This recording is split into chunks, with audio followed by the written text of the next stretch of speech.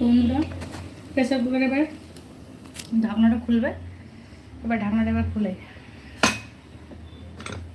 এই যাচ্ছে, ভাপ বেরোচ্ছে একেবারে, দেখছেন। ঠান্ডা হতে দিলে আরও বেশি সুন্দর দেখাবে।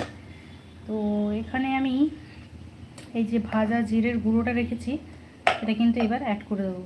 দেখছেন তরকারিটা দেখে কেউ মনে করতে পারবে যে এতে তেল ছাড়া রান্না হয়েছে বলে, কারণ চর্বিযুক্ত মাংস চিকেন ছিল, চিকেনটা দেশি চিকেন ছিল, তাই জন্য এত সুন্দর কালার চলে এসছে। আর এই জিরের গুঁড়োটা অ্যাড করলে আরও ডাবল টেস্ট হয়ে যাবে। যারা ডায়েট করছেন তাদের জন্য জিরের গুঁড়ো খুবই হেল্পফুল ওয়েট কমানোর জন্যে। আর এই যে দেখছেন, এটা হচ্ছে চিকেন স্টু উইদাউট অয়েল রেসিপিটা তো অবশ্যই ফলো করুন।